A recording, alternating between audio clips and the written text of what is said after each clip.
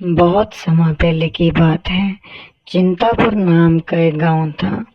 उस गांव में हीरा नाम का एक गरीब बूढ़ा अपनी बहू सुनीता के साथ रहता था। उसका बेटा शहर में कारखाने में काम करता था। एक दिन किसी दुर्घटना के कारण उसके बेटे की मौत हो गई थी।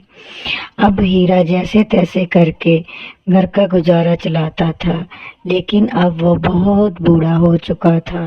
बूढ़ा होने के कारण कमजोरी बहुत आ चुकी थी, जिससे अब उससे काम भी नहीं हो पाता था। काम ना होने के कारण अब दोनों के दो वक्त की रोटी का गुजारा बहुत मुश्किल से होता था।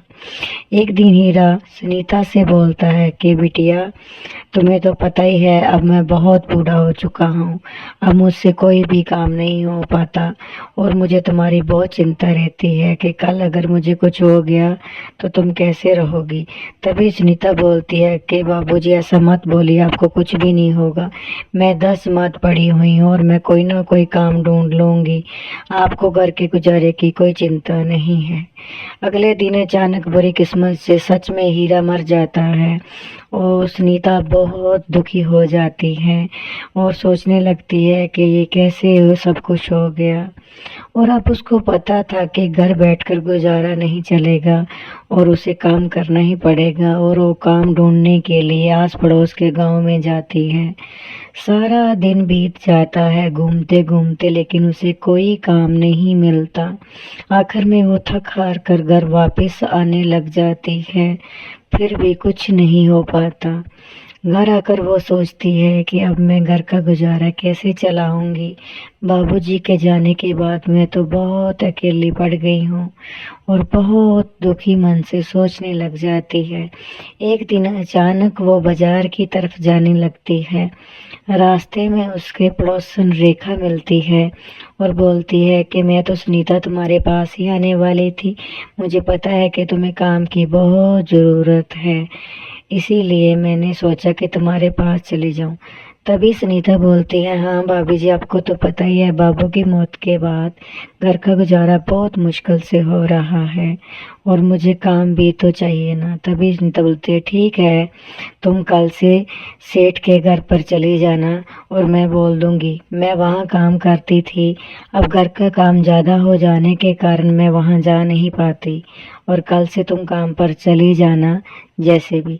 ठीक है भाभी जी, मैं कल से काम पर चली जाऊंगी, आप बिल्कुल भी चिंता मत कीजिए।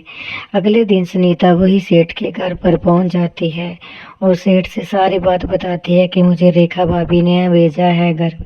तभी सेठ बोलता है, तो ठीक है, उसने मेरे और मेरे बेटे के बारे में सब कुछ बता तो दिया होगा तुम्हें।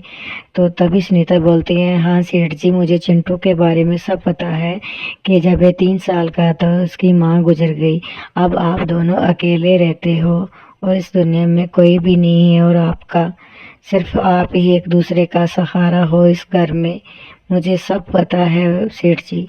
अगले दिन वो ये बोलकर जल्दी जल्दी से सारा काम खत्म कर लेती है। उसे काम पर जाने की बहुत जल्दी होती है और अगले दिन वैसे ही वो काम पर जाती है। हर रोज की तरह वो चिंटू और आगे से बहुत खुश होता है और एक दूसरे की माँ और बेटे के रिश्ते जैसे एक साथ में रहने लग जाते हैं। चिंटू को मानो जैसे नई माँ मिल गई हो और सुनीता को भी ऐसे लगता था जैसे वो उसका अपना ही बेटा है। बहुत दिन बीत जाने के कारण एक दिन सुनीता बहुत बीमार हो जाती है, जिस कारण वो काम पर नहीं जा पाती। तभी चिंटू पूछते पछाते एक दिन सुनीता के घर आ जाता है और पास आकर देखता है कि सुनीता चारपाई पर पड़ी होती है। तभी वो उसको हाथ लगाकर देखता है तो उसे बहुत तेज बुखार होता है और चिंटू उसी समय डॉक्टर के पास उसे बुलाने के लिए डॉक्टर के घर पर पहुंच जाता है और डॉक्टर से सारी बात बताकर उसे साथ ले आता है। तभी डॉक्टर घर आ जाता है और सुनीता की नब्ज देकर देखता है और सारा उसे पता चल जाता है कि उसे बहुत तेज बुखार है। तभी वो बाहर आकर चिंटू से सारी बात बताता है कि घबराने की कोई ज़रूरत नहीं, वो बिल्कुल ठीक हो जाएगी कल तक, और अपनी फीस के बारे में बात करता है चिंटू से। चिंटू बोलता है कि मेरे पास देने के लिए कोई पैसा भी नहीं है, आप ऐसा कीजिए, आप मेरे गले की चेन ले जाइए, यही रख लीजिए। तभी 2 दिन बाद सुनीता बिल्कुल ठीक हो जाती है और वापस काम पर लौट आती है और सेठ जी से धन्यवाद करती है और सारी बात बताने लग जाती है। तभी अचानक थोड़ी देर में वो डॉक्टर भी वहीं सेठ जी के घर पर आ जाता है और आते ही वो सारी बात सेठ जी को बताता है कि मुझे माफ़ करना, मुझे पता नहीं था कि चिंटू आपका बेटा था और सुनीता की दवाई के बदले इसने मुझे अपने गले की चेन दे दी थी और अब मुझे जब पता चला, ये अपनी चेन वापस ले लीजिए और मुझे माफ़ कर दीजिए सेठ जी। ये बोलकर वो वहाँ से चला जाता है। तभी सेठ सारी बात सुनकर सुनीता से बोलता है कि मैंने चिंटू और तुम्हारा प्यार देखकर मेरा मन पिघल चुका है और मैं चाहता हूँ कि तुम आज से हम दोनों के साथ इसी घर में हमेशा के लिए आ जाओ और ताजो चिंटू तुम्हारे साथ बहुत खुश रहेगा।